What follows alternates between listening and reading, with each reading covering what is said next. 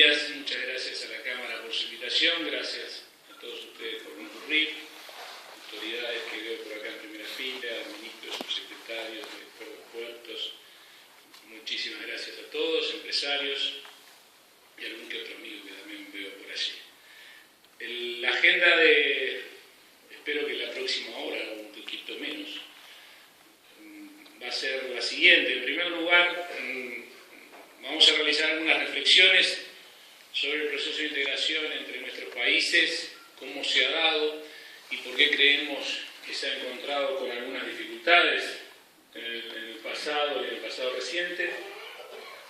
Y vamos a tratar de definir este nuevo proceso de integración en los términos que la Presidenta Rousseff y el presidente Mujica definieron hace exactamente un año, el 19 de abril del año pasado, en la Alborada, como un nuevo paradigma de integración entre dos países. Voy a tratar de explicar por qué es un nuevo paradigma o en qué es un nuevo paradigma. A partir de allí le voy a introducir a grandes rasgos lo que hemos venido trabajando en materia de libre circulación de bienes, y el embajador Álvaro Ons va a profundizar sobre un acuerdo ya firmado y ya protocolizado en Aladi a partir del 19 de marzo, hace aproximadamente un mes. Y finalmente voy a volver con ustedes cuando termine Álvaro para tratar de comentarles cuáles van a ser los próximos pasos y en particular invitarlos a esos próximos pasos. Sobre el primer punto, entonces, creo que muchos de ustedes, cada vez que tienen que hacer algún tipo de relacionamiento comercial con la región, se acuerdan del cauce y del PEC, porque en términos generales mucho no ha cambiado desde entonces. Muchos dicen que tenemos un Mercosur imperfecto y otros dicen que en realidad lo que tenemos es un cauce y un PEC mejorado, porque en eso estamos en realidad, porque tenemos efectivamente un Mercosur imperfecto en todas sus acepciones, tanto desde el punto de vista de circulación de bienes, servicios, como de integración y de circulación también de libre movilidad de factores. En los 80 hubo un salto en el proceso de integración, en realidad, en el que Uruguay se cuela, pero que básicamente estuvo impulsado por Argentina y Brasil, que fue no sobre la base de acuerdos comerciales como el PEC y el cauce, sino sobre protocolos que abarcaban varias áreas, 20 y pico protocolos, en el cual Uruguay se subió a alguno, por ejemplo en materia de infraestructura, porque obviamente Argentina y Brasil necesariamente necesitaban incorporar a Uruguay en materia de infraestructura de transporte, por el lugar que ocupa geográficamente Uruguay. Y esa técnica de protocolo, que fue impulsada básicamente por Alfonsín y Cerney, fue la que impulsó y dio lugar luego, en los 90, al Tratado de Asunción. Un Tratado de Asunción que tuvo básicamente dos características. Rompe con la técnica de protocolo, si bien mantiene dentro del tratado la posibilidad de acuerdos sectoriales, el impulso que se le da desde el inicio es un impulso de liberación comercial. Mientras que los protocolos tenían diferentes elementos, tenían elementos de cooperación, tenían diferentes elementos de complementación, tenían elementos tecnológicos, productivos, el Mercosur y todo lo que ha seguido en adelante tuvo un énfasis muy particular, no en un elemento de estrategia diferente, cuando es liberar, cuando es complementar, cuando es cooperar, sino básicamente liberar. Y tuvo además un estrecho foco en lo comercial. Y es en eso en lo que se avanzó más, a pesar de que tenemos hoy un área de libre comercio imperfecta entre nuestros países y una unión aduanera imperfecta también entre nuestros países. Después, sobre el final, voy a hacer algunas reflexiones de por qué creo que son imperfectas. El 19 de abril del año pasado, en la Alborada, en la residencia de la Presidenta Rousseff, en un encuentro entre el presidente Mujica y la Presidenta Rousseff y varios de nosotros, ministros y subsecretarios, Ambos presidentes nos desafiaron y, de alguna manera, no sé si decir una palabra demasiado fuerte, pero nos ordenaron, de alguna manera, tratar de avanzar entre ambos países con un nuevo paradigma. ¿En qué consiste este paradigma? Tiene mucho de aquella técnica de protocolos. Primero, porque este nuevo paradigma no es exclusivamente comercial. Es más, de lo primero que se habló y se firmó ese mismo 19 de abril, fue un acuerdo entre UTE y Electrobras para desarrollar en forma conjunta un parque eólico con componentes regionales. Es decir, un plan de integración energética con complementación productiva. Fue lo primero que se firmó en este nuevo paradigma. No fue liberal, no fue comercial. Fue integración energética y complementación productiva. Y se firmó ese mismo día. Y eso ya nos indica en qué consiste el nuevo paradigma. El nuevo paradigma no consiste en elegir lo comercial. El nuevo paradigma consiste en elegir lo que podamos hacer de acuerdo a las necesidades de empresarios y de los gobiernos y de la población.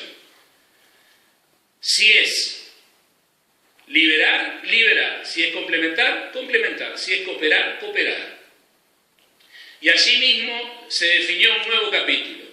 Un capítulo de complementación productiva. En donde la primera rama a trabajar va a ser la industria naval. Donde una muestra clara de que no necesariamente la liberación es lo mejor para los pueblos, sino la complementación y la cooperación, porque la demanda brasilera da para todos en materia de industria naval. No solamente nosotros, sino que en algo similar están hoy mismo Brasil y Argentina, y probablemente en un futuro, en esta industria naval, hagamos acuerdos de complementación productiva entre los tres países. Este nuevo enfoque, no solamente de liberación comercial, sino de complementación y de cooperación en diferentes ámbitos, también abarcó, a partir de ese 19 de abril, y se firmó el 12 de junio en Río, entre los dos países, un acuerdo para avanzar en materia de cooperación científico-técnica, donde el lineamiento de avanzar que dieron los presidentes, y repito palabras de la presidenta Dilma Rousseff, fue muy claro: que las empresas uruguayas puedan acceder a los programas de ciencia, tecnología e investigación que hay en Brasil en las mismas condiciones que una empresa brasileña. Exactamente en las mismas condiciones.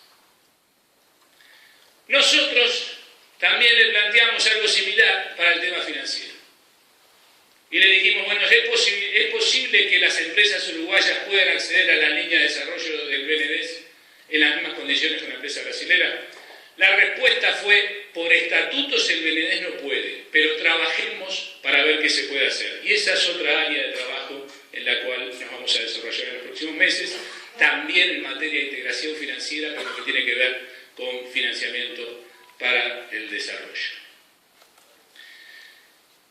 Se firmó también ese 12 de junio que es necesario avanzar en áreas como energía, gas y petróleo, y en temas de infraestructura de transporte. En conclusión, ¿qué significa el nuevo paradigma? Significa un proceso de integración que comenzamos entre dos países. No me atrevo a reafirmar la palabra comenzamos, sino más bien continuamos entre dos países sobre nuevas bases. No sobre una base de liberación comercial, sino una base de liberación comercial cuando es necesario, y a eso voy dentro de unos minutos, pero también de complementación productiva, o de cooperación científico-técnica, o de integración en materia energética, o de integración en infraestructuras, como por ejemplo también el transporte.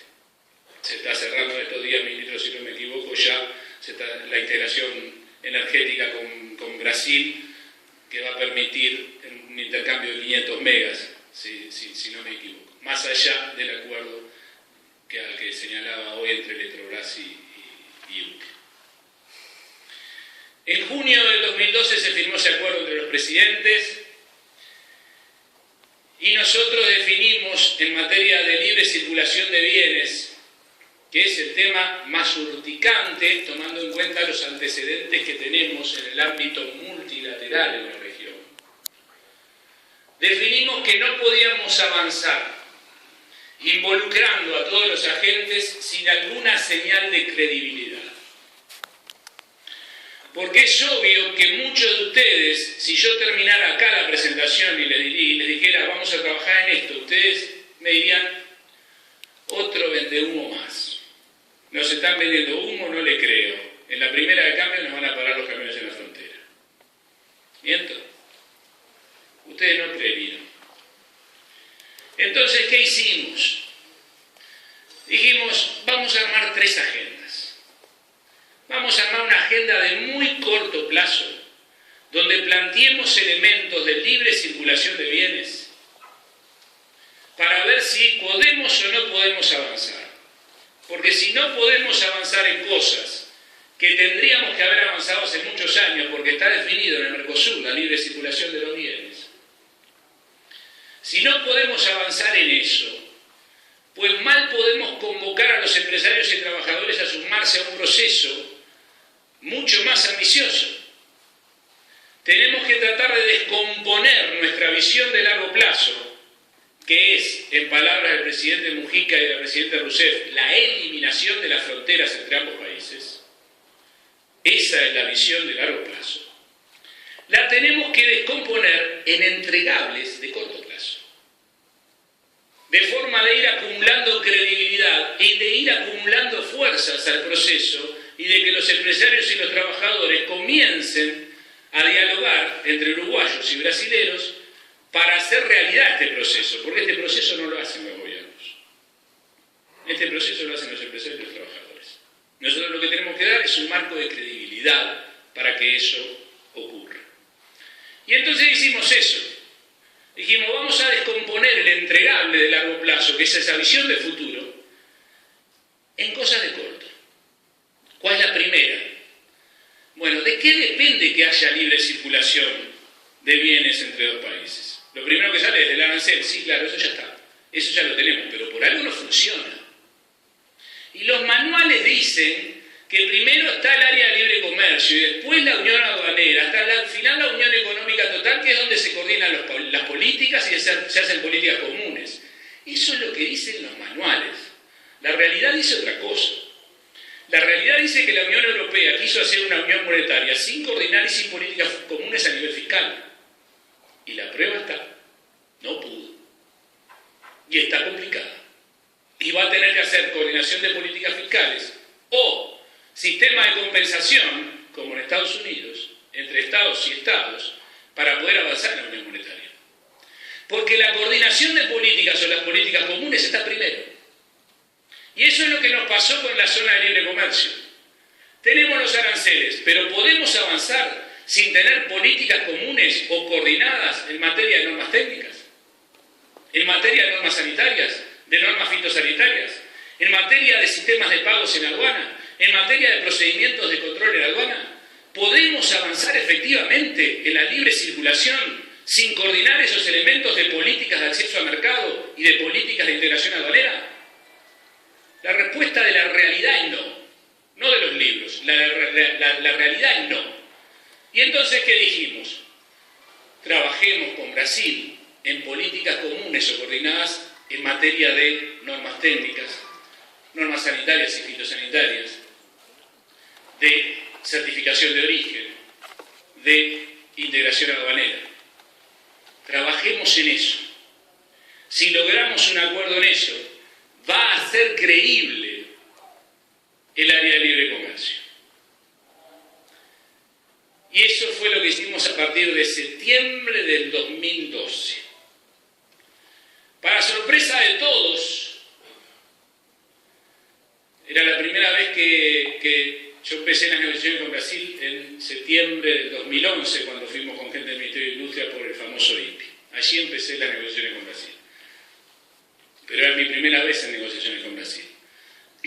La mochila que yo cargaba no era mía, en realidad era de todos ustedes que me decían, vas a irte y vas a encontrar con él. Infelizmente. Quiero decir que no tuve un solo infelicemente en este proceso. Ni uno solo. No hubo una sola vez en todo este proceso de negociación donde nos encontráramos con el infelizmente. Lo que muestra fehacientemente la voluntad de integración del gobierno de Brasil con el gobierno de Uruguay. Y logramos en 3 meses lo que le vamos a mostrar en unos minutos, que era ese entregable de corto plazo para hacer creíble este proceso.